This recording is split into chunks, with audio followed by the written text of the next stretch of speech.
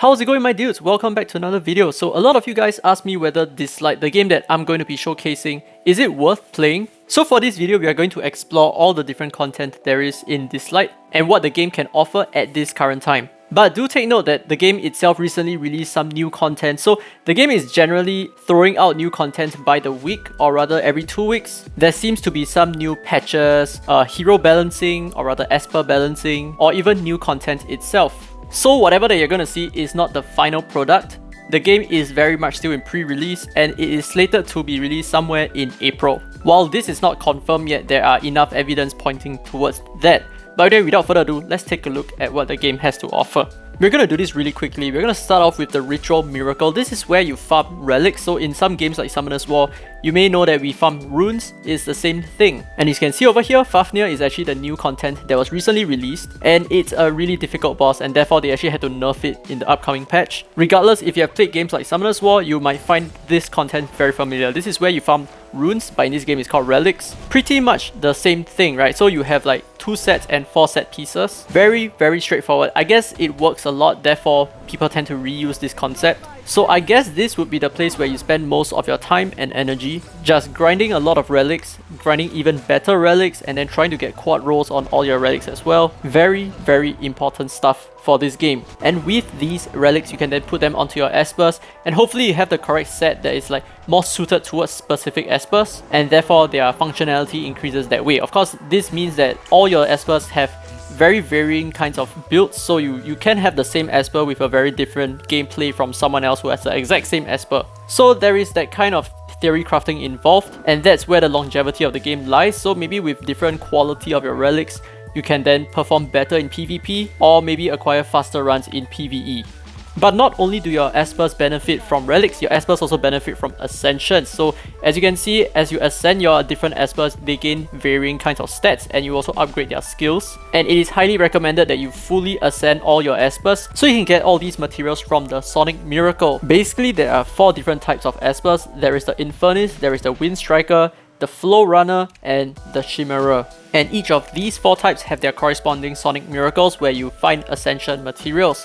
So it's really straightforward. Grind out this content for a little bit and you have enough material to ascend your units. It is also very typical gameplay. Basically, you set up a team of 5, kill everything along the way, defeat the boss, get an RNG chance of getting a rare loot, a medium rarity or low rarity loot. Very similar concept to a lot of games. Next, we have something called the Ripple Dimension. This is an area where you can farm unit pieces. So every time you unlock a specific dimension, maybe someone else in your friends list or the public unlocks a Ripple Dimension, you can then participate in it up to a limit of I think like 5 entries or up to 8 entries for a 4-star unit, and you can access these via the world chat or the guild chat or even private DMs as well. So it works as a first come first serve basis. So 3-star units have like 20 slots and 4-star units have 30 slots. And by consecutively beating the Ripple Dimension, you will then unlock all these pieces, which you will then acquire enough to summon the entire unit just like that. So this is an extremely free-to-play way for you to obtain specific units. And some of the patches even include new units as well. Now the next part is the Cube Miracle. This is quite interesting for games like this, okay? Because you naturally only see this in like AFK Arena or like idle type of games, where you go from node to node collecting different resource boxes, beating some enemies, and of course even unlocking units that you do not have yet. But of course these units can only be used for this current run. So if you're done with the run, the units get thrown back into the system and you lose them again until you reacquire them in the next Cube Miracle. So the Cube Miracle is like a 3-step dungeon. So you clear all the nodes and you move on to the next difficulty and then the final 3rd difficulty. And the game gives you a 2-day timer to complete everything before it resets again. So 1 week you have 3.5 runs. And this place is just well known for getting 6-star relics.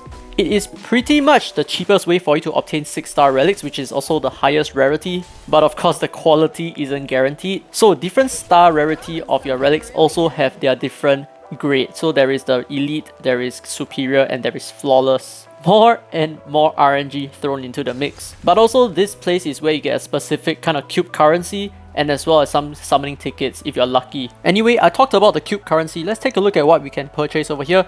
As you can see, we can buy some 6-star relics as well as some epic Spirimons, and these are super important because you can use them to skill up your espers. And of course, there are gold records which are just summoning tickets, and of course some other items as well.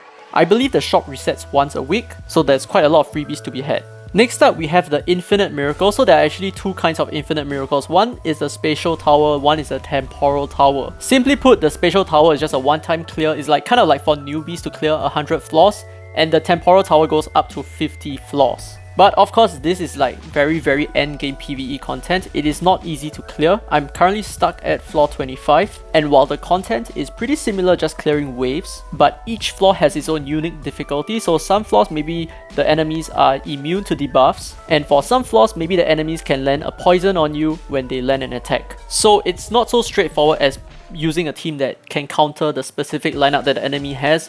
You need to play against the rules as well. And over here, you can take a look at more of the temporal tower overview, basically just a written guide on what you can expect. You get a ton of rewards by clearing the floors, and of course the tower resets every single month. And finally, we have the arena and point wall. So arena currently is not unlocked yet, however it will be released in the next patch, so I will talk a little bit more about that in the future. It's basically just real-time arena, and point wall over here is simply put your standard arena. So let's take a look at the point wall shop, and we will do one run of PvP.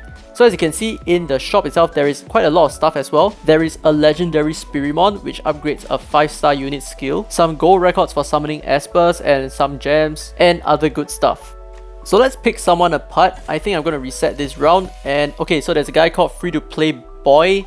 Yeah, so we definitely have to destroy him. And of course, if you have experience with Summoner's War, you will notice that this game itself is also very highly speed dependent. There is definitely a speed meta going on. Some of you may like it, some of you may hate it. It makes for faster runs because you can cleave through the enemy lineup, which is why it's so popular. So as you can see over here, I started first and I basically just swept his entire team, right? So this is what you get for being free to play in a PvP game. You get screwed by people who pay money, and of course I am one such person, I guess. But the game is still incredibly free-to-play friendly. I'll talk more about this in the future. But anyway, I hope you guys enjoyed the video today. This is just a showcase of what to expect in the game. Let me know down in the comments below whether is it something that excites you. I'm sure there's going to be a mixed review of what people think about games like this. On one hand, there is the Summoner's War thing, you know, and on the other hand, there's like people who are just done with Summoner's War. And the game is still pretty much bare bones for the time being, but I'm very sure, very positive that the game will release a lot more content. I have very strong faith in this company, and they have actually even contacted me through Discord, which is kind of weird. But regardless, I hope you guys enjoyed the video. This has been free to play, by the way, and as always, I will see you in the next video.